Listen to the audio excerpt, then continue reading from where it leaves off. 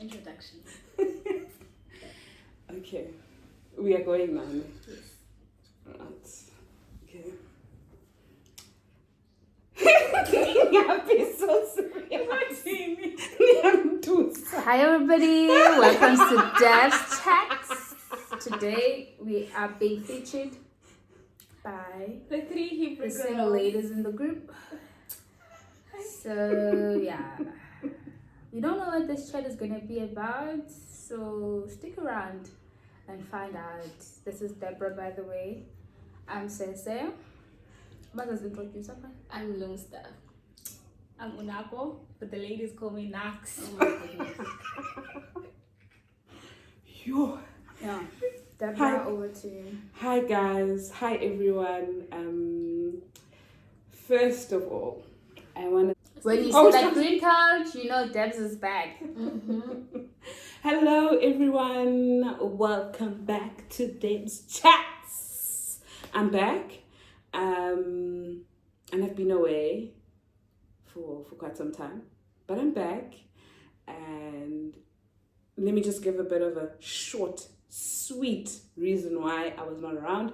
I was just not feeling it in terms of putting up a camera, putting it up, doing a video.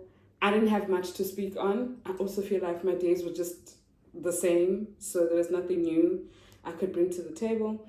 I am more frequent on a TikTok. I will leave that in the description box below. I am there and you can see me there. I put videos up every second day, if not every single day. So that's where I've been. But I got energy. I got revived new energy to do videos, and it's because of these three ladies. And yeah, they're gonna introduce themselves. We're gonna start with you. Hi everybody. Alex is joining you today. It's me, Sissy. Okay. Yeah. Hi everybody, I'm Lungster. My name's Unako, but the ladies call me Nax. Then yeah, these are the wonderful ladies that are going to be joining me on the green couch. We had a nice sleepover, and we're now going to do a bit of a chat. We're going to start off and remember guys, please, I've forgotten all about this. Like, subscribe, tell, bonke, zonke, nazo, Okay. Wena Yeah. nawe ndibanuke Ah, wako hey. siswako Yeah. kokwako. Yay! And yeah, let's get into it. I am going to ask the question of how are we doing, and then we're going to get into the topic of today. How are we doing? How's the temperature? How are we? Lukewarm. Lukewarm. I hope the weather, not your Christianity. Oh, hectic. Joking. Look, I'm joking. I was just joking, my man. Yeah, I'm joking. Yeah. And the weather is not lukewarm. Hi boy, the air is lukewarm in the house. Does that even make sense? It does. No, it does. Yeah. It does. Nax, how are you doing? Nax? Knox. I think Louis she did say that's such a deep question, but to keep it on a surface level only, I'm just grateful that I'm just happy that school is over and I get to breathe and go home and visit my family, pick up some strength, and yeah, that's me. That's lovely. And just another thing, my lovely girls are all still in school, so I think maybe they should say their degrees and maybe or what they're working towards, and people are going to be interested or ask questions. Maybe they're going to become experts in their areas, you never know. So maybe just say the degrees you guys are currently pushing towards the finishing line. Let me go grab another cup of hot chocolate whilst the ladies talk. Okay, so it's funny, we had a career chat. Hey! Currently, I am pursuing a medical bioscience degree. Hopes, even though things are kind of getting interesting, I wanted to be an anesthesiologist. So that's what I wanted to do. I wanted to do anesthesiology. Virology is looking too good. Okay, I'm gonna offer so let me just keep it at I'm doing a medical bioscience degree. Alrighty. Yes. Yeah. Oh, if all goes well, I will. And everything is gonna go well. Yes. This would be my last year. I have 6 months left of this exhausting degree. It's a long time coming. Okay. I am a third year medical student from Stellenbosch University. And yeah, how is it? It's okay. Come and find out. That's all I'm gonna say. That okay came so like okay. Okay. But yeah, okay, that's nice. That's fine. And then Ase will also state what she is. I am currently pursuing I'm going to do my third year in environmental and water sciences. And if things go well, you're going to be looking at your future hydrogeologist or your hydrologist or whatever, man. Do you know what's my favorite part? Me and Asma graduate on the same day. Oh, that's I'm looking forward to nice. that. I'm not attending my graduation, Oh, then she does things like that. That breaks my heart. but I'm not. I'm gonna have friends that are graduates. Yes. Nice.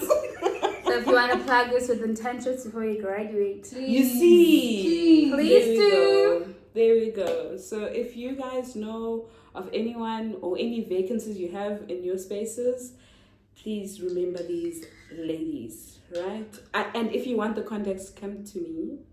Then I can let you guys know. Because we need to be in a safe world, right? Yes. You're gonna check how this Yeah, slide. ladies are being killed out there. Exactly. So yes, I wanted to talk about boys.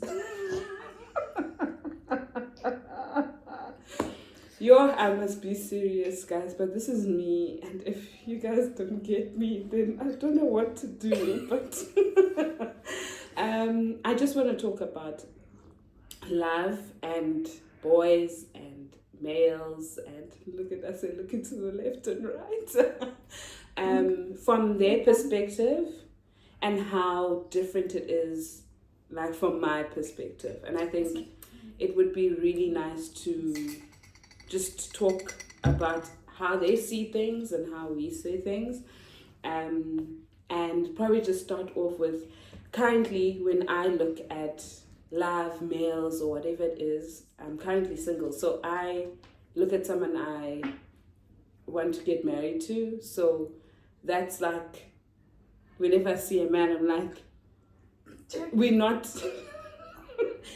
here to play games. I'm not here to add to my boyfriend list. And also the word boyfriend, I was actually watching Sibling Thyroid, and they were talking about at what age do you stop calling your person boyfriend? I've always felt like that word was uncomfortable for me.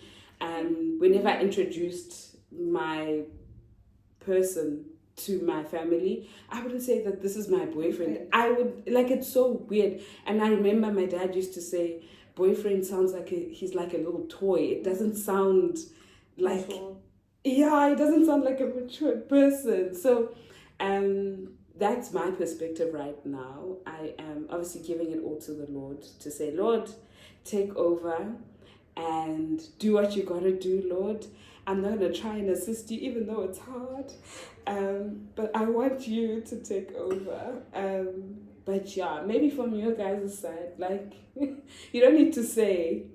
No, but sometimes it's good to be open-minded about this, because you see, when we talk about now the Lord taking over, what if the Lord takes over and sees you as this person who's not supposed to get married? Imagine. Are you gonna accept that? But yeah, man. But men are boring, man. Okay. Yeah, man. Yeah. I don't know what to say about men. I get you. I get you. I loved what you just said. You said something about like, would you accept if the Lord intends for you to be on a solo journey in this life until you pass away? Is it something that you guys would be able to accept? Or I think so. what is your image of marriage, love, kids in the end? Obviously, not now because we're working towards degrees. Thank Okay. you. So, I think, but I feel like I'm just saying this because I see my mom do it. So I think my mom has, like, she made this single mother thing look so easy. And I'm pretty sure if you were to sit down and have a conversation with her, her perspective is way different. But I think I respect how easy she made it look. I feel like to the point where I kind of have a distorted image of marriage. Like, sometimes I ask myself, I'm going to get into a relationship and then what? Because, hey, marriage is scary for me. Like, marriage, the whole constitution is just a bit, it's a bit tricky for me. Because I can't say I don't have good examples. I do. But it's never been something I'm around. Like, I was having this conversation with Unakole, and I'm like, sometimes I wonder if there comes a time we have to live with my husband, how's that gonna work? Because I've never lived with a man in my life. Like, how's that gonna, like, you're gonna be in my space 24/7? You're gonna be here. And I feel like a bit, ne? It kind of, that shows in my personal life, because I'm gonna be like, okay, we're talking, but to you it's gonna feel like we're not talking enough. And to me it's gonna be like, okay, we're in a match. Yes. You know, it's because I'm just used to being around girls. See, girls is my space. I could live in a house with my friends for years. And man, hey, my sister, I'm gonna have to go and live with our boy. So marriage is kind of, it's tricky. But my mom always says that I shouldn't what's this word? I shouldn't run away from the blessings that God might have in store for my life. And I feel like, but still, Yeah. I think for me, the more I grow up, the more I think I was like 100% marriage. I think the more I grow up and I see the reality of marriage and the challenges that people go through when they are married, it's just like, okay, maybe now we're at 90, not full on 100%. And I always see those single ladies who have money and they go out and they don't have to worry about kids, worry about, I have to go now and report to my husband about, okay, I'm going da-da-da-da-da-da. Like, they just live their life however they want. Yeah. And that's just that. So I think the more I grow up, and also, this is personal experience, I hope my family doesn't see this, but not being surrounded by good examples of marriage kind of like distorts basically the image of marriage. And also, when you do see beautiful marriages like outside, like on social media and stuff, and you don't really know the truth about it, but the ones that you know, it's like, Yeah. and even in church, you hear things and you're like, okay. So I feel like for me, my image of marriage based off of what I know is just chicken. It's making me lean towards single woman with money and no man and no kids, and just enjoying life, going to Dubai, going to Yes, going and to a girl. Yes, and a girl. I mean, I really like speaking about backgrounds, and this is something I speak about all the time, that where you come from and how you were brought up really has an impact on how you look at relationships. Because I, for one, had mom and dad. I am from a nuclear kind of setup, mom, dad, children, and I had a present father, he was there, present mom. I even had 4, I had 2 sets of parents with me growing up. So I had so much love around me. But that doesn't mean that that's how it is outside of, that space,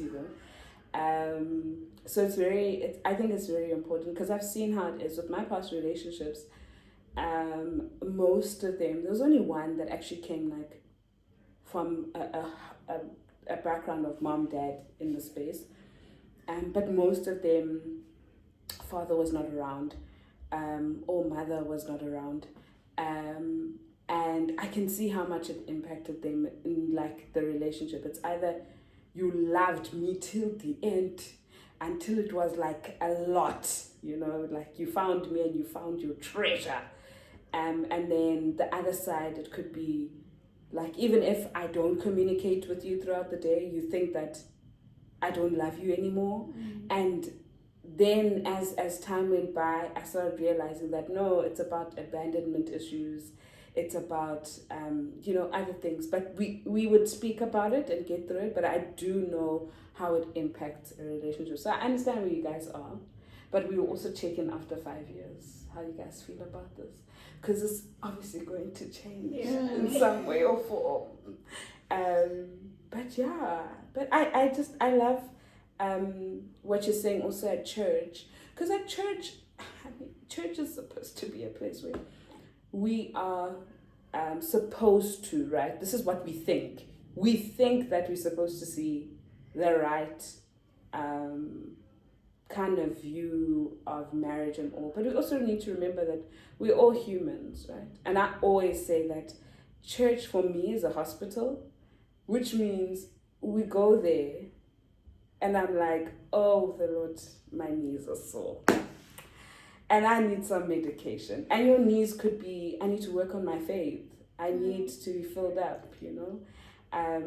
I don't believe that these things can happen for me. I don't believe that I could have a wealthy husband because I want a healthy. And healthy, that's important. Healthy Wealthy and wealthy. yes, wealthy and healthy. Yes. Yes. We really want that. We really want that. But yeah, I think, that's what I want to speak about. And it's very interesting how you guys look at it now. And your side, so how's your view of love and where you, how do you see it? It could be from like your bigger sisters and stuff like that. Yeah.